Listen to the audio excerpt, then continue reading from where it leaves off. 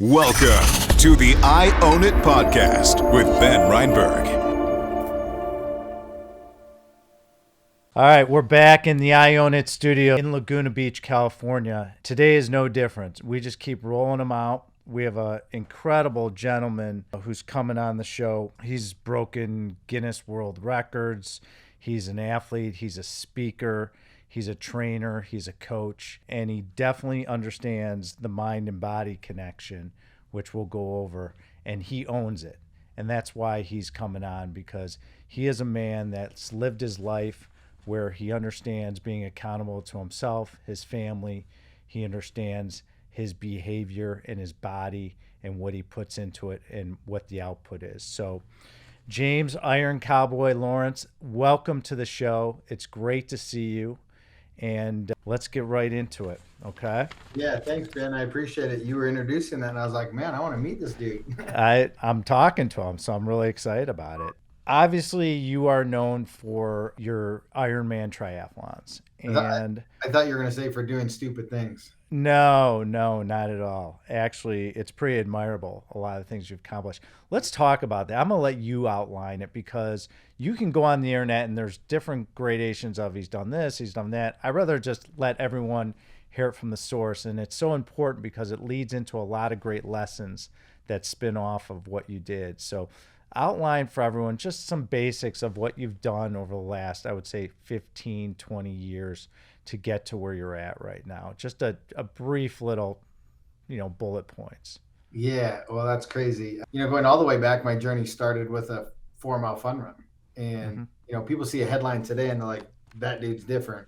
And I'm not. I'm different than I was 15 years ago. But that's been a journey. But, from there, wanted to do my first triathlon and got into that community and loved it. And then saw the Ironman Kona World Championships on TV. And I was like, dude, I just want to do one, right?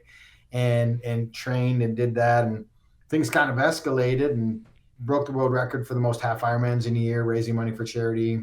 Then broke the record for the most full Ironmans in a year, 30 Ironmans to 11 countries. And that gave us the belief and confidence to do what's in the documentary that's on Amazon Prime called Iron Cowboy. And it was 50 full distance triathlons in 50 consecutive days through all 50 US states. I'm flat out told that was impossible logistically, physically, mentally. And then most recently, we did what's called the Conquer 100 project, was where we controlled the environment here in Utah, based around my home. And we did a 2.4 mile swim, a 112 mile bike, a full 26.2 mile marathon run, which is called a full distance Ironman triathlon. And we did it for 100 consecutive days. So no days off, a quarter of a year, 14,000 plus miles. And then in between that, I've ridden my bike up to Mount Kilimanjaro. We've run 235 miles across Greece. I've done every race imaginable. I did an 8-day adventure race in Fiji that's on Amazon Prime. It's called The World's Toughest Race, a Mark Burnett production, hosted by Bear Grylls. A few months ago, we did a race called Ram Race Across America. I've done the Swim Run World Champion. I mean, you just name it. I've had an unbelievable career. I've now been able to speak to 50 countries. It's just, I wake up, I pinch myself looking back on my career as my physical career is coming to a close, and I'm shifting my focus now. But those are kind of some of the highlights, what we've done over the past, 10, 15 years. I'm married, celebrating 22 years of marriage. We've got 5 kids. I grew up in Canada. I grew up as a wrestler. I just kind of fell into this endurance space.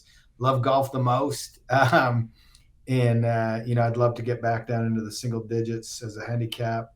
It's kind of me, big picture right there. Let's just take a step back, because I want everyone to know how challenging this really is and how unique this is. So in 2015, you did what you call 50-50, where it's 50 Ironman triathlons in 50 states in 50 consecutive days. Incredible. Just to think of that someone can do it. I mean, I love to train. I love to lift weights. I have a trainer, and it really resonates with me because I know how challenging that is. I'm 52 years old, and I think you're 46. Yep. So the fact that you've been able just to do one Ironman triathlon's an incredible feat for most people. Then in 2021, you did 100 plus one. So you did 100 Ironman triathlons in 100 days. I got to tell you something. That is incredible. Okay. And Thank you. people out there have told me, they're like, we're so excited for you to talk to the Iron Cowboy because it's such a cool thing. But what I love about you, it's not about the accomplishments, it's about how you were able to do them. Because to me, the uniqueness is, yeah, the physical side is just absolutely incredible, but the mindset and the things I want to discuss with you. I mean, let's just start, like, what made you want to start doing triathlons? What was the catalyst that said, I want to start doing this? Yeah, so it goes all the way back to that 4 mile fun run that I did with my wife. It was a Thanksgiving tradition. In fact, we've done it every year since. My family now does it with me. We kind of pay homage, if you would, to where our journey began. So every year we get out there in November and run that 4 miles around Orem, Utah. But to get into triathlon, so I started that run, and to be honest with you, I didn't enjoy running at all. And my wife, she lovingly signed me up for a marathon, which was the Salt Lake City Marathon. That race was in November. The marathon was going to be in April, and she was like, "Figure that out." And ended up running the marathon. Hated it. The funny part of that story is there was some MMA fights, some UFC fights that night in Salt Lake City that I went to, and I was so pissed at how terrible the marathon went. I'm like, I'm not moving out of my seat. I'm just going to enjoy the fights. And that night ended, and I legit couldn't get up out of my seat because my knees had swollen up, and I had to get wheelchaired out of the stadium. Now you've got to imagine, this is the machoist of environments, and to have that was incredibly humbling, embarrassing, and that was kind of a decision tipping point for me, because I was like, how do people run like pain free and all this kind of stuff? And so really started to dive into it. Found triathlon, fell in love with cycling. I learned to enjoy swimming. I barely tolerate running, which sounds crazy with the career that I've had. But it was just, the community was so great. My wife and I were doing it together. It was a fun way, because you get out of high school and college and competitive sports. And as a competitive athletic male, I was like, I need to find something that fulfills that competitive juices that I have. And triathlon was it, because they break it down into age categories. Every 5 years you're only competing against those guys, and they take the elites out. And so I was able to be competitive right out of the gates. And as I started to evolve, I did sprint triathlons for a long time, still love that distance, and evolved, and 3 years later did a half Ironman, and then got ready to do my very first full. And once I did my first full, it was incredibly humbling, just because when you look at that distance, right, it's 140 miles. And I started to figure out, like, this isn't just a 3 discipline sport. This isn't just swim, bike, run. There's recovery, there's nutrition, there's the mindset piece of it. Then there's the strength component to it. And, when you start to really dissect triathlon, it's 6 events, right? You only showcase 3 of them, but you got to be really good at all 6 in order to be great at this sport. And I think that's what ultimately really attracted me to it, was like, I have to master 6 different things in order to master this, distance. And I kind of fell in love with that quest. And then, we just started to snowball what we were doing, and we started breaking some records as we were raising money for charity. And then we just let destiny take over at that point. And we were always, tie these big things to charitable things. And we always brought the kids along with us. It became this family affair. And now, what's fascinating is when you're on that journey and you're in pursuit of something, once you accomplish it, more becomes possible because you've evolved and changed, and your experience and perspective changes. And it's this ever moving line, because your experience evolves with your ability to show up and tackle things. And so it just was always the next natural progression from us. But the newest viewer to our story is like 100 consecutive 140.6 mile races like that. It's so absurd. But for us, it was just always kind of, oh, this is what's next. This is what we believe we can do. This is what's next. What do you like most about doing a triathlon? I love riding. I love riding my bike, and so that's always fun. Really, it's the community, the energy, the sense of accomplishment when you finish something. And it's hard to put together that perfect race to where you execute the swim. You have so much power and strength on the bike, but at the same time, you're really being patient. And then you have the ability to run strong, and you don't have any issues that day. that pursuit of a perfect 140.6 mile day is kind of what you chase. And when it happens, it's so incredibly special. I imagine it's going to be like my first hole in one, but very different because I haven't got one of those yet. But I imagine when that feeling comes, it's going to be like, holy cow, all the strokes that I put before this is all becomes worth it. So for me, I think that's what, you're going to have good days and bad days with everything in life and business and relationships and parenting and, everything. And you just really appreciate the days where it's perfect and everything kind of clicks and feels good. Well, not just the highest and the lowest points, but what are you typically feeling at mile 72 when you're riding your bike? Why am I still on my bike? And holy hell, I still have a marathon to run. It's fascinating that you said that because for me, I do a lot of speaking around the world. And this moment when I present this concept, it's about mile 80.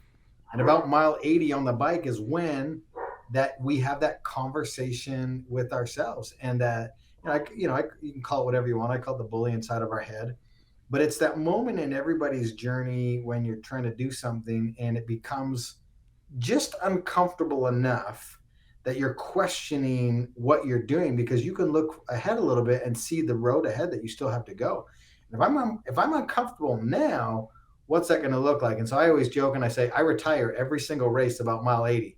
And I've just gotten really, really good at managing that conversation with my head because I know what's on the other side of that. And in racing too, even in a single day race where it's 140 miles, you've got moments where you feel good and you dip a little bit and then you feel good again.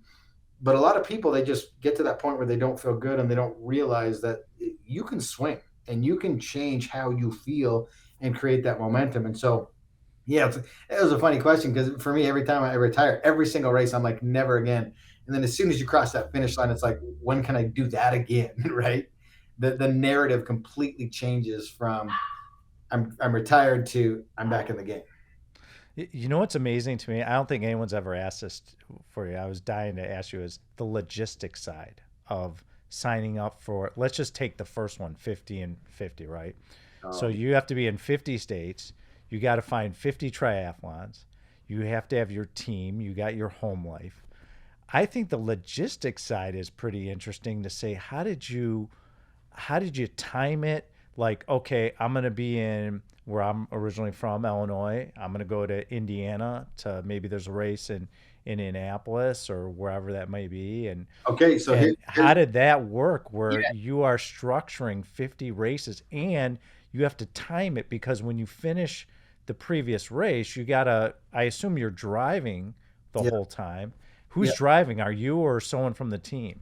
Yeah, no, not me. Okay, that's what I thought. During the 50 days, I only got, about 4 hours of sleep a night for 7 weeks. Wow. And that's extremely taxing on you, and I think what the biggest thing that people don't realize is the compounding effect of that little sleep and the compounding effect of 12, 14, 15 hours a day of physical activity. So here's one thing that the public should have a better understanding of that doesn't understand racing and whatnot. So the world record that we did in 2012, the 30 Ironmans through 11 countries, those were all official events. And that's why these are different world records. So the 30 Ironmans were all official events around the world, 11 countries. You got to sign up a year in advance. And this is where you're talking about logistics, right? Like me and my wife and a buddy, we're all sitting on a computer at the same time. These races sell out and a year in advance. Mm-hmm. We didn't have any money. And we were just like, okay, we're going to bootstrap this thing. I hope this works a year from now, right? And planning it all out on the maps and everything. And so that was insane preparation for that. And then you get into the year doing the 30 Ironmans in 2012. And then you got to figure, because that's airplanes through 11 countries. And you got to show up to an Ironman event 2 days early. You got to check in. You got to bring your bike. You got to build your bike. You got to break it back down. You got to put it back on the airplane. You got to get to the next event. And so the logistics were crazy. Now, the 2015 world record, the 50 Ironmans, the world record category is the consecutive 140.6 distances covered. Because there's no races on Tuesday, Wednesday, Thursday, Friday. Like races are Friday, Saturday, Sunday typically, or Saturday and Sunday. And so this is what makes this 50 so incredibly difficult.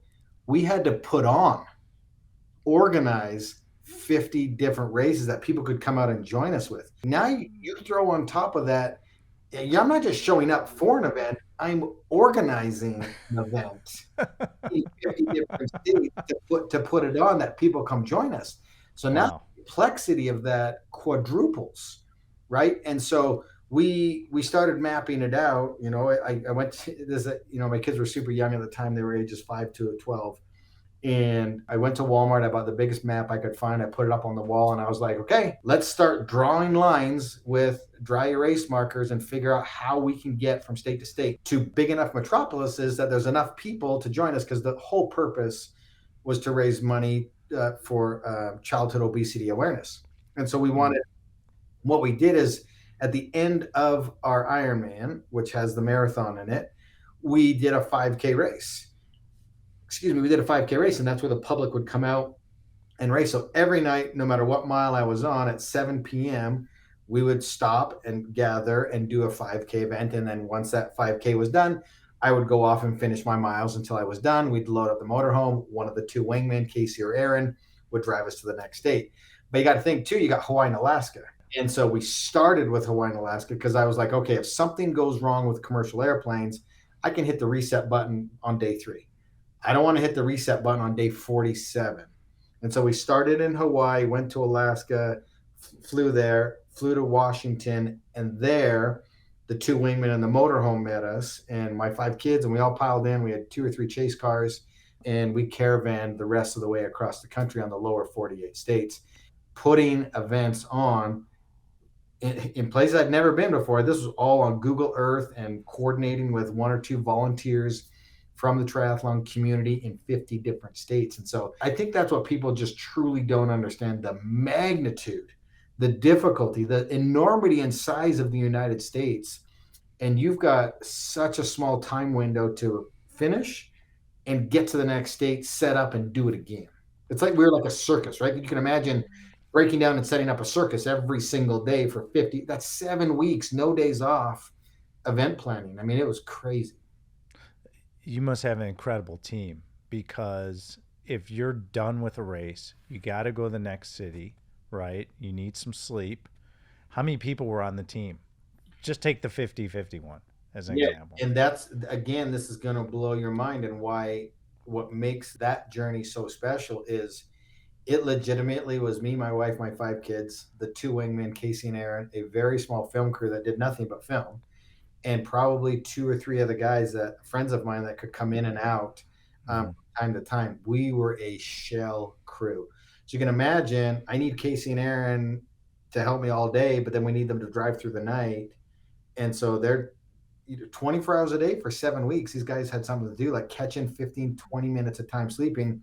And then we can't even get into the incredible sacrifice and whatnot my wife did to entertain 5 kids, to solve all the problems, give me the care that I needed, the loving tenderness, but be the bulldog in the room that says this needs to get done and this. Like, we had a manager early in the journey that kind of up and disappeared and didn't do what he said he was going to do. And one of my promises to my wife, Sunny, was like, look, we're going to do this, but you can come on a 50-day vacation with the kids, do something really cool in every state. I'm going to be occupied for 14 hours. And by day number 3, she was like, this isn't going to happen unless I step up. And her entire thing changed. And she knew nothing about the planning, because up until literally the week before we left, she was graduating with her psychology degree and raising 5 kids while I was trying to do the training, the logistics, the coaching, all these things to make this dream happen. And we were so heavily criticized because people couldn't see the finish line and what it would translate into. And I'm an entrepreneur. And really the whole 50 was modeled after an endurance runner named Dean Karnassus.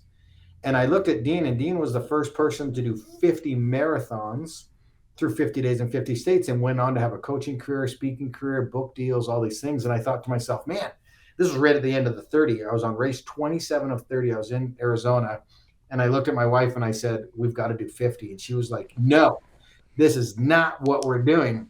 And it took me a little bit to get her there. And obviously we had to finish that journey. But this entire 50 was inspired by Dean's efforts and what it turned into for him.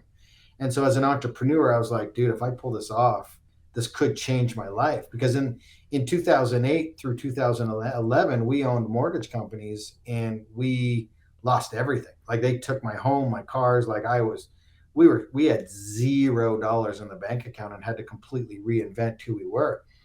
And a lot of that would cripple a lot of people. And we looked at it as an opportunity in that moment. And that's really when the 2012 world record and then the 50 and the 100 were, put into motion.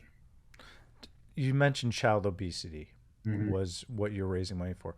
Is there a personal connection to that said this is the giving back we want to do? Like, what's the connection between you and childhood obesity? Yeah, it's interesting because we've done kind of 3 big projects, and each time the charity and focus has changed. And it's in direct reflection to where we were in our lives personally. And at the time, I had 5 kids in elementary school. And you're probably like me, you can think back to your elementary days and you remember the 1, maybe 2 kids that were overweight. And you can name them by name probably still. Absolutely. But today, like I'm very active in the kids and the school system and whatnot, volunteering and whatnot. I go to school and it's 70% of the class, 50, 60, 70% of the class. And I heard a statistic from Jamie Oliver, who's big behind this. And that's who actually we ended up raising money for, was the Jamie Oliver Foundation. And he did a really impactful, for me, TED Talk. And in the TED Talk, he wheels out this wheelbarrow full of sugar and dumps it on the stage and says, this is how much sugar our kids are consuming in sodas at school. And then he said, this is the first generation ever where the parents are slated to outlive the kids. And I was like, holy hell, that is a terrible statistic. I want to see if we can do anything about it. I talked to my kids and they were like, yes, let's raise money to help combat this and awareness that this is a thing. And then fast forward to the Conquer 100 project, I now have 4 teenage girls, and we're raising money to eradicate human and sex trafficking. And so that became a forefront and a passion for us because that's the phase of life that we were in. And then as I learned a lot about that, it impacts adults and young men and all these, it's not just teenage girls. And so really, if you look at our journey and every time we've gone to raise money, it's a direct reflection to something that resonates with us in that time period of our lives. That's fantastic. What is it about you that you believe that makes you want to push your body to the limit? I've always wanted to ask you that. It's fascinating because I don't know that I set out on this journey to accomplish that. Once you do your first, kind of full distance Ironman race, you're like, oh, well, I can do another one and I can do it better, right? And I think as humans, I think that's just inherently wired into us. Like, oh, I want to be better. I now have different experience and knowledge. I can push that envelope.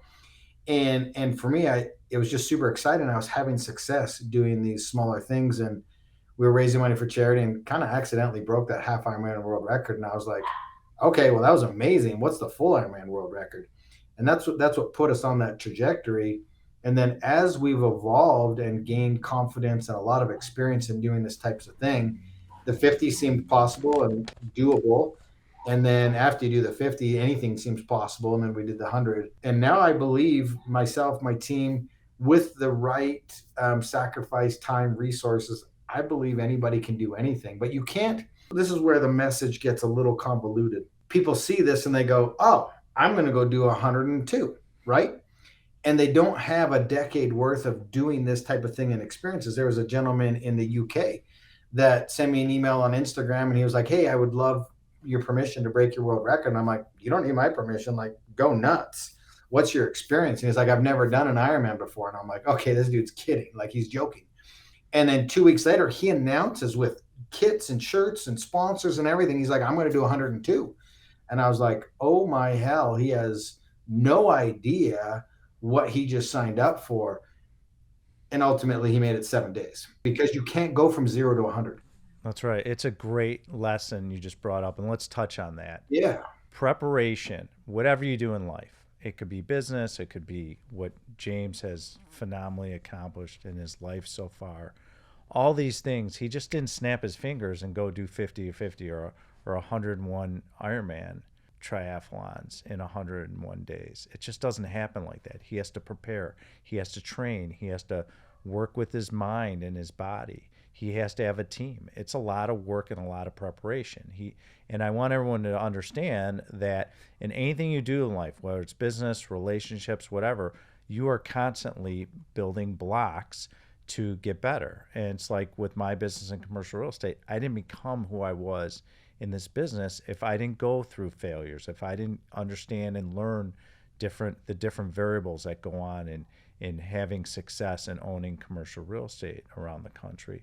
And so I think it's an important point. I really value that you say that, because that's important for people to know that it is a progression, it's work, it's dedication, it's being upset. I'd have to imagine you must have been obsessed when you're like, I'm doing this 50-50, we're getting it done. Yeah, I was so hyper focused that it just consumed me. And that's why we were able to be successful at it, is because we were just so one focused. And that's the thing is I want people to dream big. I want people to think massive goals, massive dreams, because that's the other thing I've learned too, is we're on this journey where people have forgotten how to dream. They've forgotten how to think big. But the huge asterisk beside that, the caveat is, you have to respect the enormity of that dream. You have to respect how big that thinking is. And we live in a world of I want it now. And that big thinking, big dreaming combined with I want it now is a perfect recipe for disaster and failure. And if you do that enough, and this is where it becomes destructive, you do that enough and you fail enough times, and you're not learning to respect that process, you're not learning to do the appropriate stepping stones, gain that knowledge, make the connections, you then start associating yourself as a failure, and that becomes your new belief system, which completely sidelines you, and eventually you stop trying, dreaming, and thinking big. And so that is what's been so destructive, me watching people, because they see the headline and they get motivated and inspired, which is awesome, which is what we try to do as a team. But the problem is they don't respect the journey from the beginning. They're looking at a headline and going, I can do that. But they're not willing to sacrifice. Everybody, and I'm telling you, Ben, everybody knows what they want, but few people know what they're willing to sacrifice in order to get it. And to get where we've gotten as a family and as a team, it's taken insane amounts of sacrifice, and it's taken 15 years. I had to break 2 world records before anybody even started to believe that we were capable of doing what we did. It's a lonely journey, man. I wanted to get into that because you're on the road, and I think what the bike portion you've said is about 6 hours of time. Yeah. The marathon, I mean, who knows? That's got to seem like an eternity when you're running it, and with the frequency. Yeah. How do you deal with your inner voice? And a lot of people deal with what I call the no's, James, you shouldn't be doing this, or you're running and you have shin splints, and all this inner voice, I would think through every race has to be talking to you, and you're battling it. It would be interesting if you were able to record your thoughts during a triathlon. I don't know if you've ever done that before. That would be really neat, because what's the inner voice going on with you, and how are you dealing with it? Yeah, it's interesting. During the Conquer 100, we actually, every other day, we worked with a psychologist from Australia who's been compiling all of those notes and data to kind of come out with what's the conversation look like and how do you deal with it. But the reality is, and this is a great question, and the number one question I get on the road is, how do I become more mentally tough? And mental toughness, to me, equates winning the conversations that you're having with yourself. To me, that's the core basis of mental toughness. And the only way to learn how to communicate with the no-sayer, the naysayer, the bully inside of our head is through experience and taking action. And again, that's the part of the process that people aren't willing to do. They got a concept of dream big or whatever. They either take massive action too quickly and fail, or they don't take any action at all. And the only way to learn how to talk down that voice, kind of bring light in and put it on that darkness, is through experience. And in order to gain the experience needed to do something like the 100, you need a decade worth of having those conversations, learning how to gain success and create momentum, right? And it starts with little tiny wins. And it's exactly the exact opposite of what we just talked about. Is we start to believe that we are a failure, and then we stop trying. Well, let's flip that script and let's start smaller and start to amass wins, and gain momentum. Now success breeds success and confidence breeds confidence. And all of a sudden, we're able to take that momentum and put it into the next big thing, because now our perception and perspective has changed as we evolve through this process. And so the conversations simply is just out of experience, learning how to shift from darkness to light, learning individual phrases or sayings on how to silence that bully inside of our head and replace it with, a lighter version of that bullying.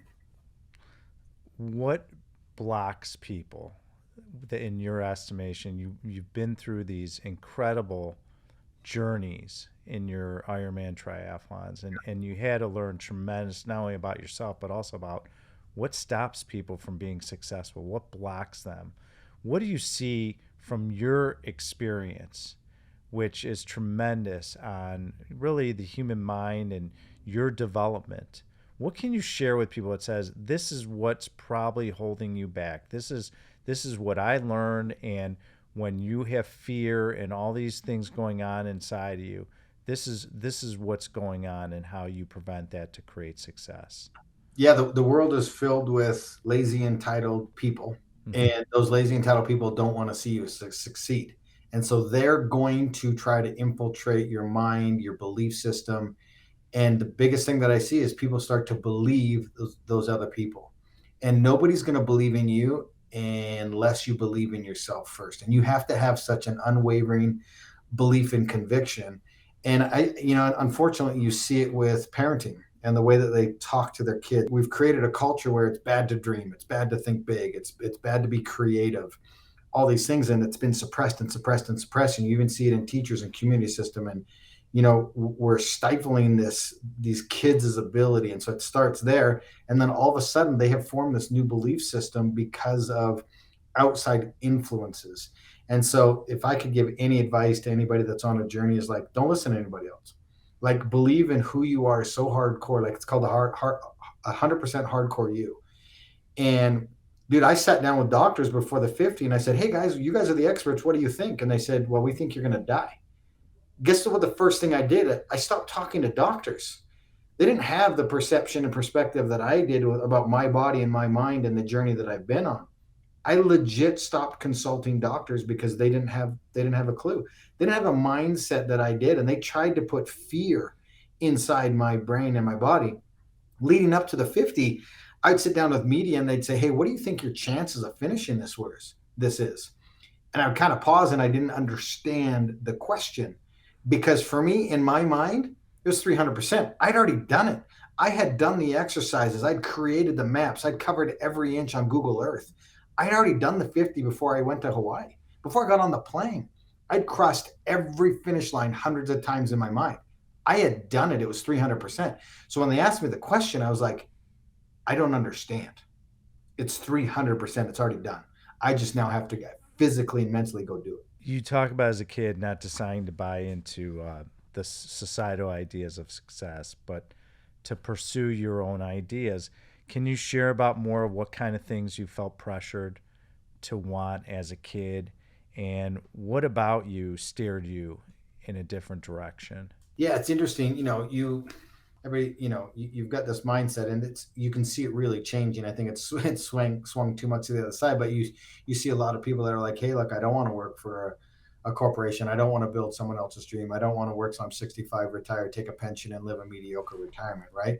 I want to be in control of my future. I don't want to have a limited salary. I want to be able to create my own future. I think it's gone a little too much, where nobody's willing to work anymore for anybody else, and then that somehow translates into, I'm not even going to work for myself, and I just think everybody should give me something. We've gone too far that way. But I think I was raised in a really exciting time in life. I was born in the 70s. I grew up in the 80s and 90s, and I watched my dad, who was a unbelievable blue collar firefighter, hard worker, very conservative. You work for 40 years, you put in your time, you take your pension, and you retire. And I look at that and it was like, man, that sucks. I don't want to do that. Right. And then I look at my mom, who was like a dreamer and entrepreneur, tried a lot of different things, but really couldn't get it off the ground to where she was making any money or successful, and just an unbelievable woman. And I looked at that and I'm like, okay, I'm more of a dreamer, but I also believe that, or now have, understanding that I also have to put in the work and sacrifice in order to make that happen. So I've created this kind of perfect combination of my parents that is a hardworking, dreaming entrepreneur. And to me, that really opened up the Pandora's box for me and lifted that ceiling. I legit can't remember the last time I had a job. But I have an unbelievable life, and I just create my own destiny whenever I want to. So, to answer your question, that's where I believe I made that connection and that shift to, I'm going to live out my own destiny in life. I don't want to, be under the thumb of someone to tell me what to do. You got to show up here at this time. But I also understand that I have to create value for somebody else on my journey. And as soon as I stopped focusing on, okay, how much money can I make, to how many people can I help?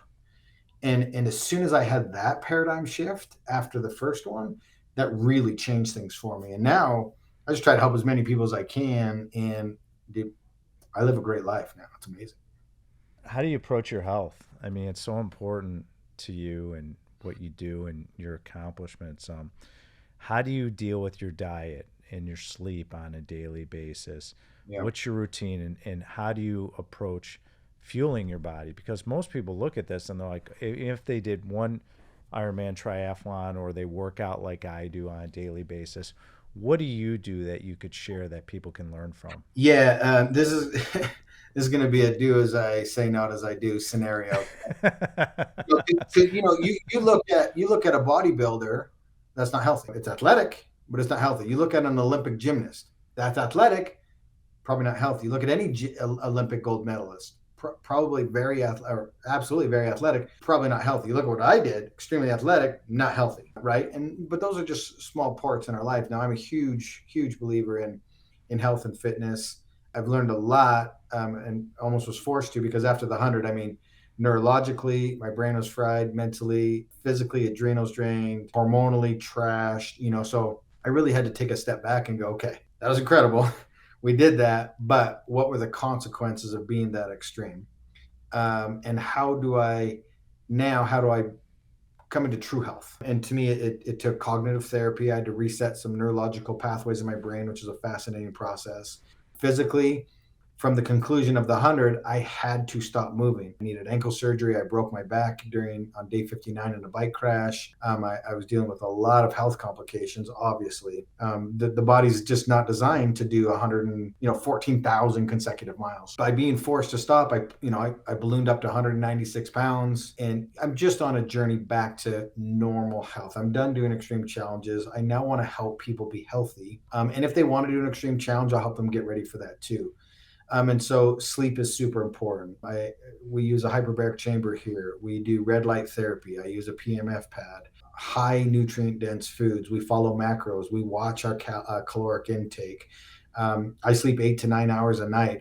I laugh when someone's like, dude, like Jocko, I wake up at 4:30 every morning. I grind till midnight, and I'm like, great, you're gonna explode and kill somebody one day because you're not honoring your body's rest and sleep cycle and whatnot, and that's gonna catch up with you eventually. And I love Jocko, man. In fact, I've got his book right here. I've got all of his books. I think he's a genius.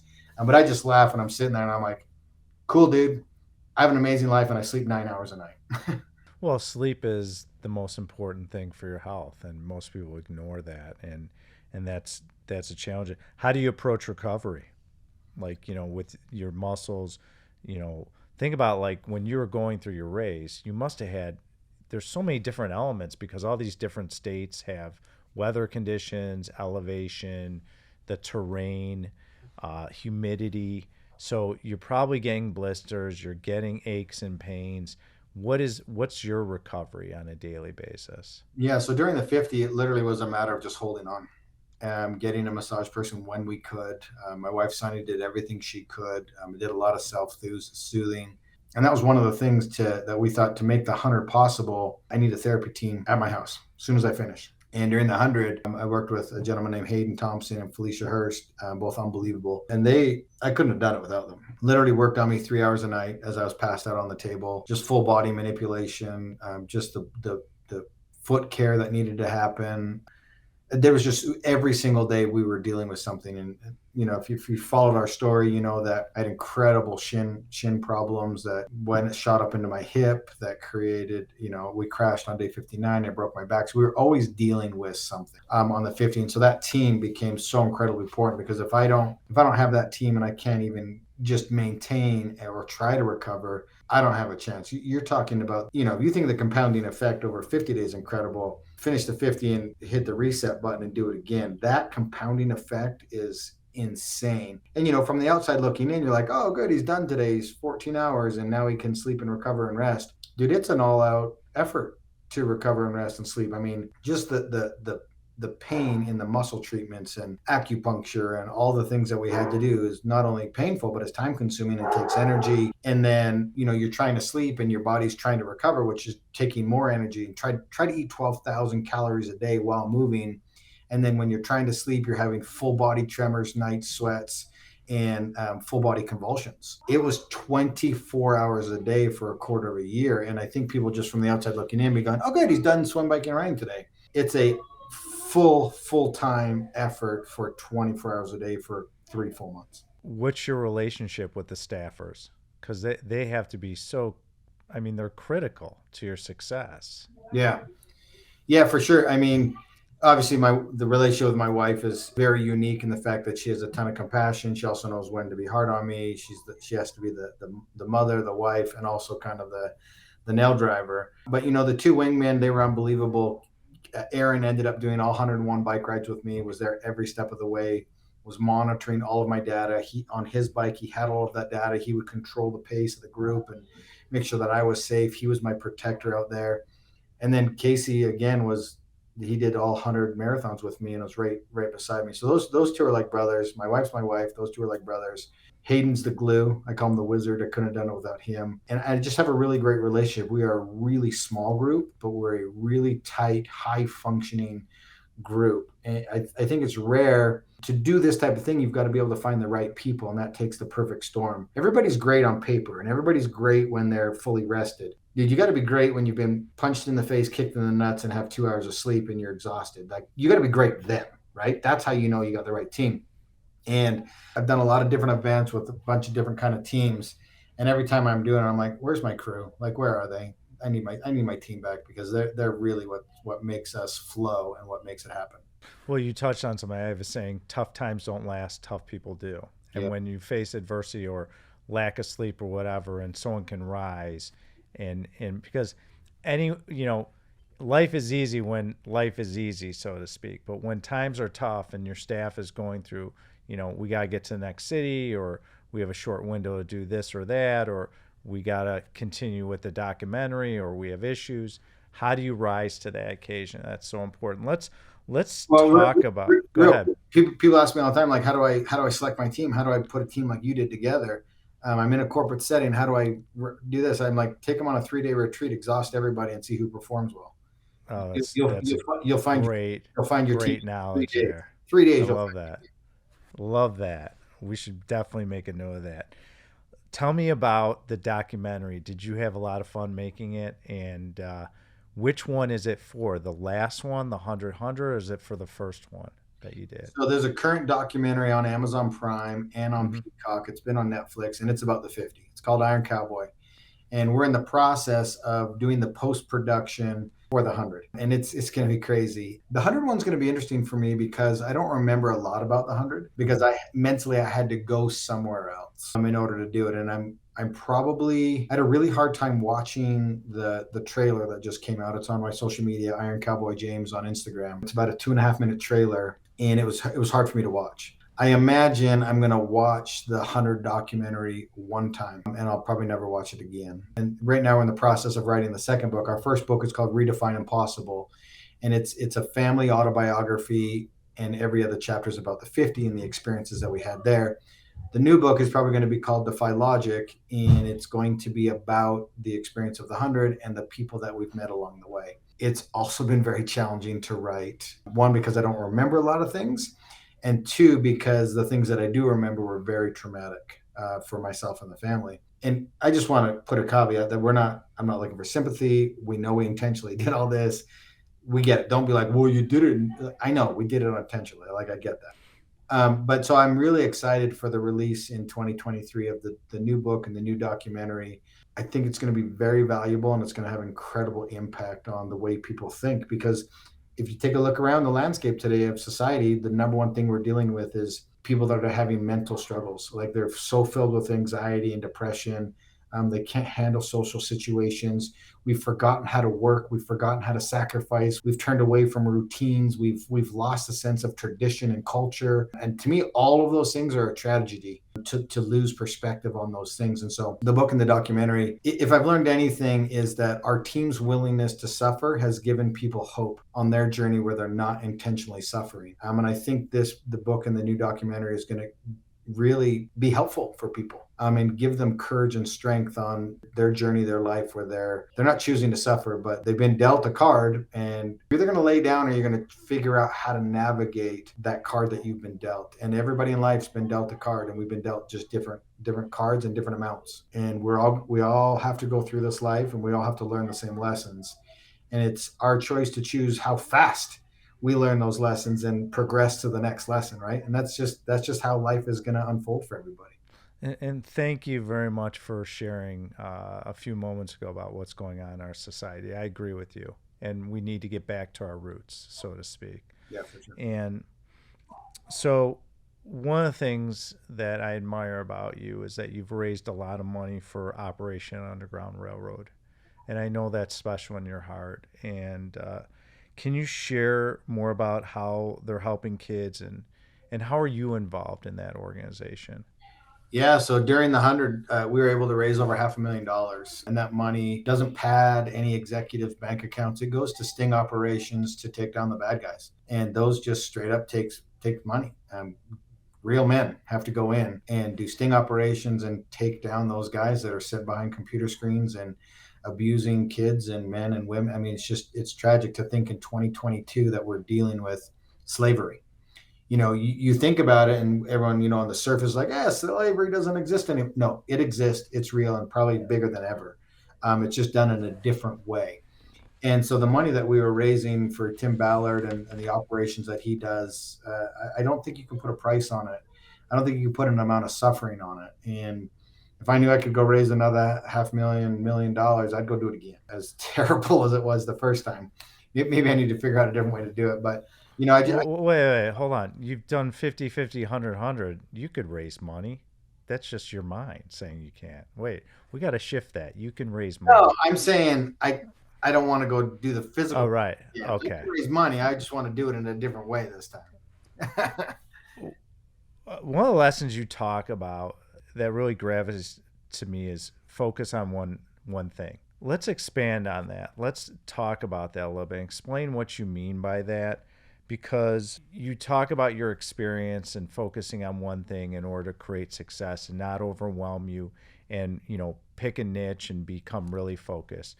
Explain what you mean by that. I think, again, putting a blanket just on society right now, and I get that that's not a great thing to do, but there's some truth to it. And if you take a look around, and there's a lot of people that are just like trying to become great at 100 different things, and they're just moving towards the next shiny object or the next thing that's going to entertain them or whatnot, and they don't really see something through. And that's the quickest way to fail in life, is to dabble and not really try to become an expert in something and see it through. And I think people need to approach their lives in a way that they become an expert at something, not in a fake sense, like you're just posting that you're an expert on social media, but legitimately being an expert in it. Like, I could wake up tomorrow and do that with my eyes closed, kind of thing. And that's how you become successful. And if people could apply that focus on parenting and their business and on self-development and whatnot, like, just go all in with what you're doing with a hyper focus. And it's so interesting because people are like, well, how do I keep a balanced lifestyle and become an expert in X, Y, or Z? And the reality is you're going to go through life, and there's going to be greater moments of sacrifice that isn't a forever sacrifice. My family had to really sacrifice. I had to really sacrifice for a half a year. And we are now enjoying the fruits of that sacrifice and will for the next 10, 20 years. And so I think people need to truly understand that sacrifice isn't eternal. Being unbalanced also isn't eternal. And as long as you come back to balance, then you're going to be okay. And kind of a good example of this is, people are like, well, how do you find time to spend 1/3 of your time? If it's like a family, leisure, and business balance, we'll call it. Trust me, my teenage girls don't want 33% of my time. They don't, but they want 10 minutes. And when I'm giving them the 10 minutes, they want all of me for 10 minutes. Right. And so balance doesn't mean like an equal mathematical ratio.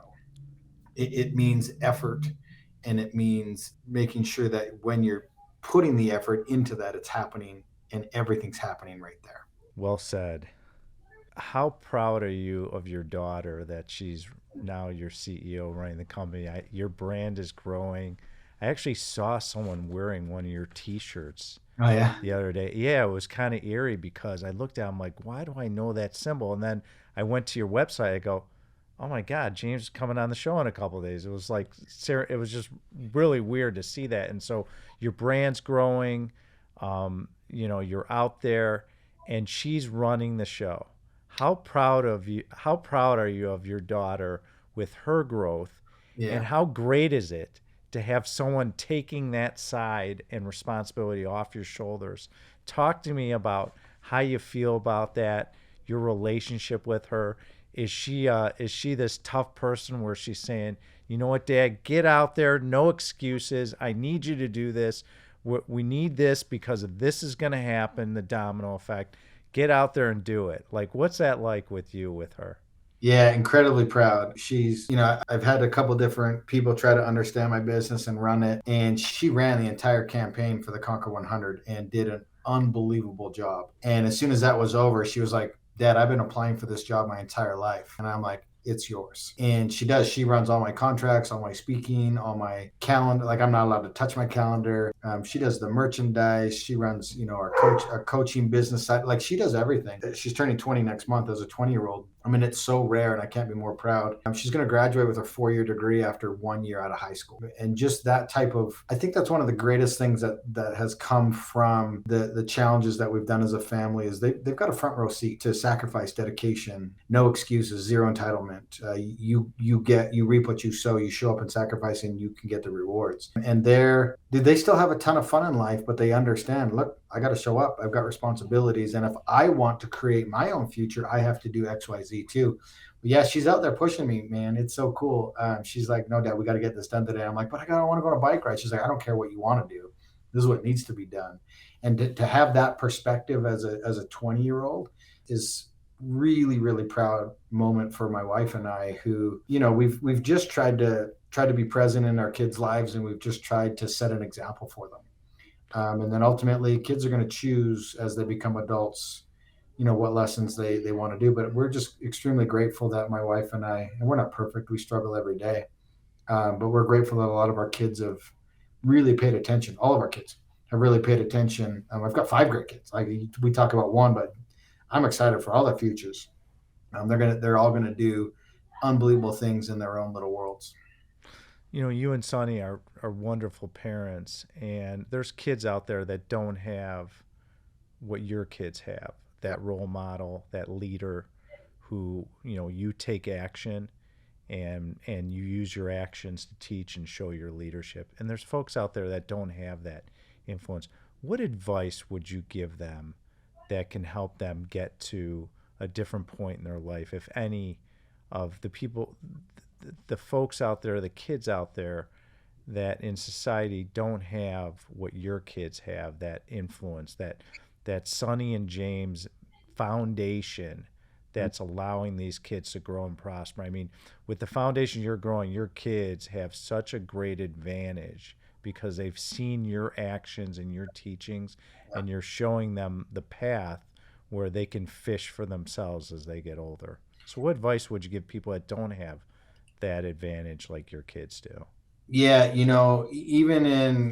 I've been around the world, and even in like incredibly poor areas, they've got smartphones, and internet access is becoming almost accessible everywhere at no cost. And there's so many great thought leaders out there putting out free information. If you don't have a good mentor in your life, it's not the 1980s. You have access to incredible thought leaders, an endless flow of information. I truly believe that if I lost everything today, I could pick any category in the world and I could learn how to do it on YouTube. I could develop a skill set. I could watch videos. I could implement the things that people are teaching with $0 out of my pocket. I think there's a lot of great teachers and coaches in the school system. I think we see the bad apples and they come to the forefront, which I think is tragic because there's so many good educators out there right now. I remember growing up, my mom was a dreamer, my dad was a hard worker, and I was big into sports, and I relied heavily on the mentorship of coaches in a public school system that were great. I discredited the ones that were just whatever and there for a paycheck. But if you really want to learn, if you really want to surround yourself with great people, you can find them and rise up to them and follow them and teach them. Ask them how you can serve them. You have to crave it, right? You've got to want to go after it. First, you got to recognize that, look, I don't have leadership in my life. And how can I go get it? And we live in an unbelievable time. We live in an unbelievable time of access. And it doesn't cost, if anything, to have that access. Everybody knows somebody with a phone. I guarantee if I lost my phone right now, I could go to someone and say, hey, can I borrow your phone for 5 minutes? I just want to watch this video, right? I could go to a friend and say that. And some of us only have one friend. It's okay. Some of us have no friends. And we just got to work and inject ourselves into that type of thing. If you want something, you got to go get it. And because we live in this unbelievable time of access, of information, of thought leaders, like there's an unlimited supply of personal development. You have to want that change. And just first recognize, look, my parents aren't the mentors that I want. And you can go find it somewhere else. It's there. You just got to want it, crave it, and go find it. Yeah, it's got to come from the inside. And I think when you and I were kids, we didn't have the access to information. If you remember, microfiche and encyclopedias and the stuff that we did to learn, now with the internet and what's out there, there's a real advantage. So if you take advantage of the resources out in society, like James said, you can really advance yourself if you're in a situation where, whatever your dreams aren't being promoted at home or in your environment. If you do it yourself and really are proactive and persistent, you could do whatever you want. I think, James, that's one of the things I look at you that you're promoting is really you're not someone that just talks. You do it. You have actions. You lead. Yeah. And I want everyone out there to know how important that is that, with the people you follow in life and you look for people that inspire you, that actually did it, that actually can show you the road of what are the values and like you said, the benefits that come out of that sacrifice and what it means. Was there ever, go ahead. Sorry, it just takes a little bit of humility and a little bit of action. Absolutely. And a willingness to want to learn, to be teachable. I think those are some incredible attributes that will take someone to success. And just to have the humility, like no job is above me, and I'm willing to learn. I'm willing to give my time, energy, and effort. I'm willing to give that for free in order to gain knowledge that I can use in my life later. And everybody's goal should be to turn into a mentor or a coach to help other people, because that's where you really learn the most.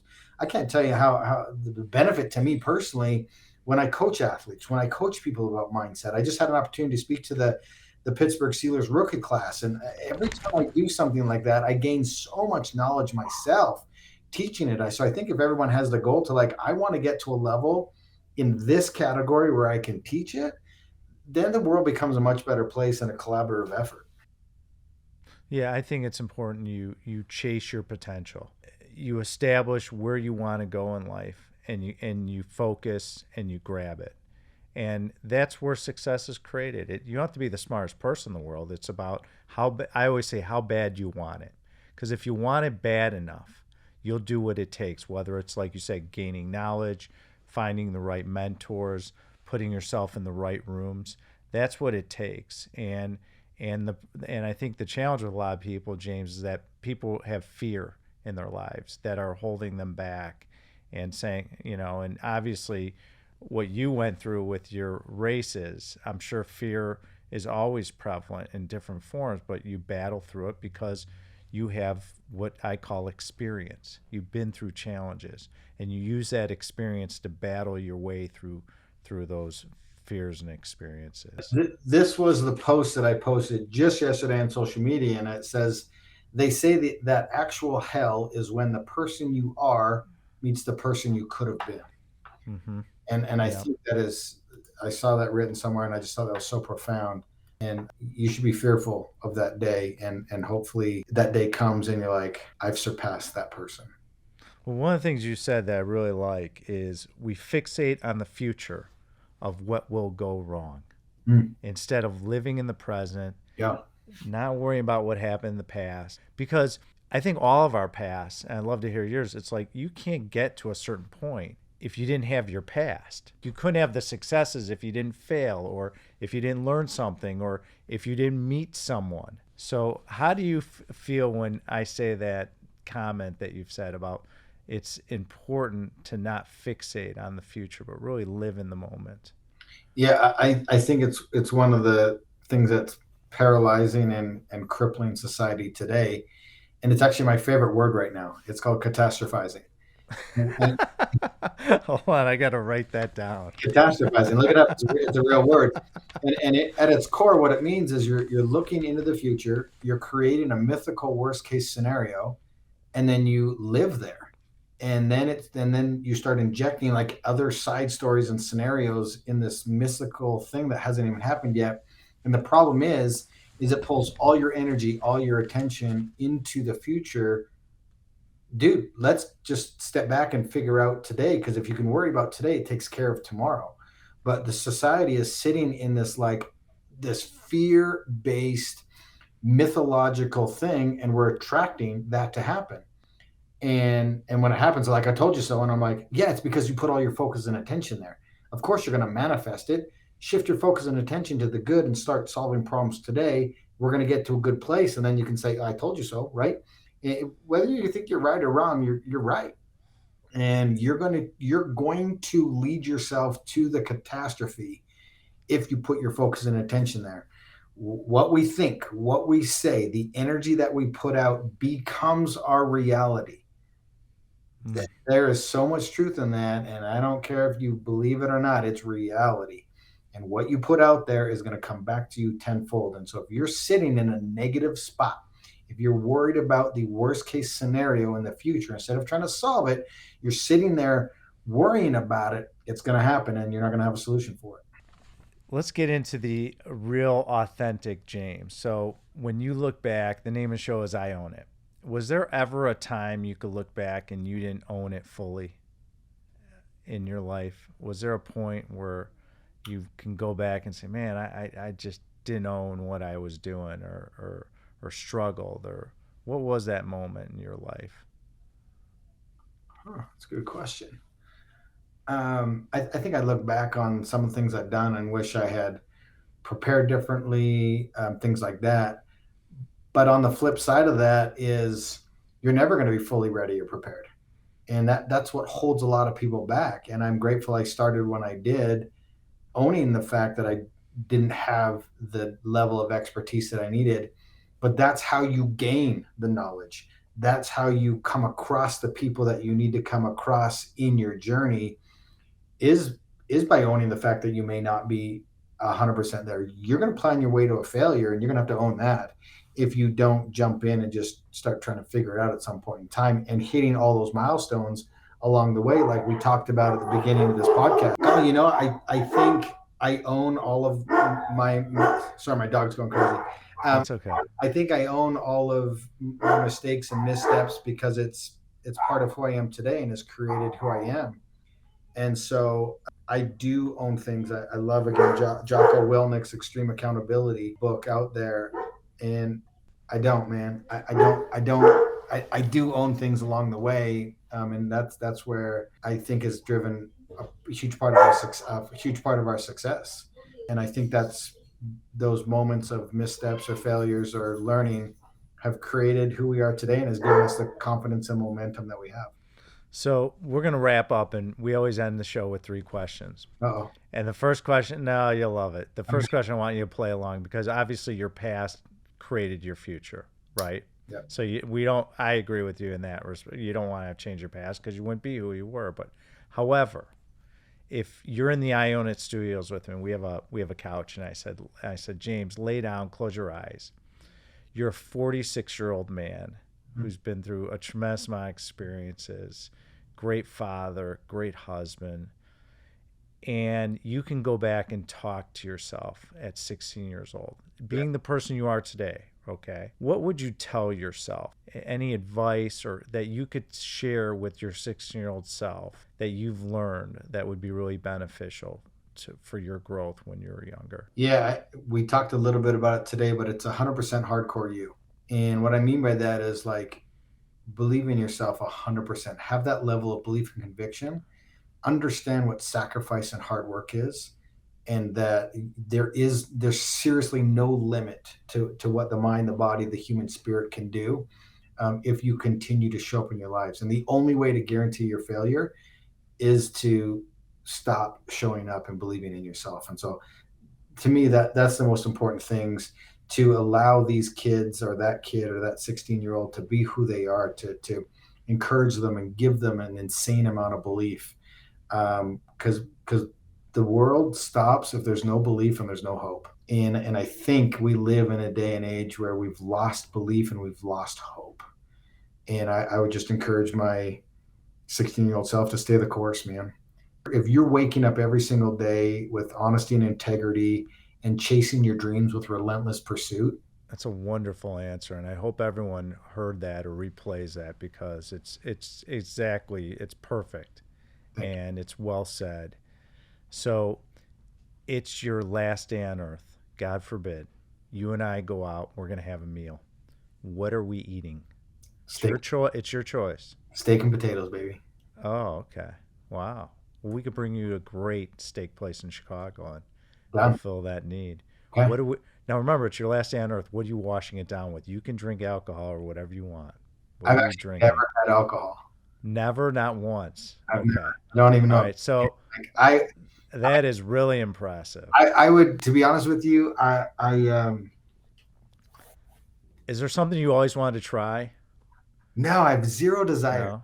Really? Okay. I would probably just have a nice hot chocolate with some whipped cream on top. Okay. As long as I can have like a creme brulee with it. Okay. Well, yeah, we could throw in dessert. Perfect. So in the I Own It studios behind me, you could see to my left, we have a grand piano. Sure. There's a drum set, and there's about 6 electric guitars behind me. Yeah. You're in the studio with me. We can bring in any musician. They could be deceased or living. Your choice. Who is coming in to play us a song? Dude, I'm gonna get relentlessly mocked for this, but it's Justin Bieber. Okay, that'd be cool. Yeah, I could do that. That'd be fun. I've really enjoyed watching his rise to fame, his struggle, his honesty with it. I think he is an incredible talent. He's just a lot of fun. He's just a lot of fun to me. His current album, Justice, I've got it on repeat. And I've got 4 daughters. We went to his concert in LA. It was amazing. There's probably others too, but just off the top of my head, like it's me and JB, baby. All right, I like it. So, what's the best way to engage with you, keep in touch? You're growing. You're doing coaching and fitness and all these great things in your clothing brand and if I was speaking to your daughter and she said, Ben, ask them what's the best way to follow you? Yeah. What is the best way to follow James Iron Cowboy Lawrence? So everyone can stay in touch. I think you have great lessons. I love your content. Keep pushing it out there. I think it's great. What is the best way to really connect with you? Your website?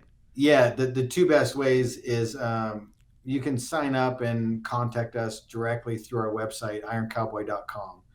And then any promotions or programs or races that we're doing is always through Instagram. And our follow is at Iron Cowboy James. And so very active on social. We post regularly. We answer every DM. I do myself. And so that'd be the two biggest places is ironcowboy.com and Instagram on Iron Cowboy James, and also on Facebook, just Iron Cowboy. Well, I wanted to thank everyone for joining us.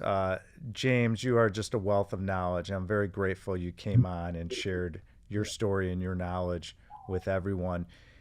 If you are interested in following the Ben Reinberg I Own It podcast, kick that subscribe button on the lower right-hand side. Also, feel free to follow us on any podcast platform, comment, click subscribe.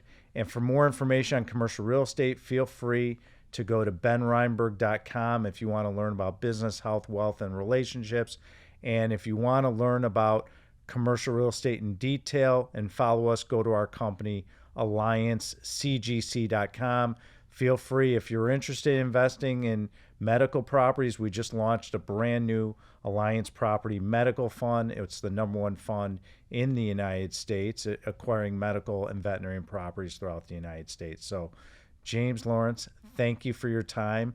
You do own it, and we will mark another one in the books for someone that owns it. So, thank you, sir. Have a wonderful weekend, and thank you for joining us. Awesome. You too. Thanks. All right, bud. Take care. Good seeing you. Bye-bye. Thank you for listening to the I Own It podcast with Ben Reinberg. To hear our past episodes and connect with Ben, visit benreinberg.com.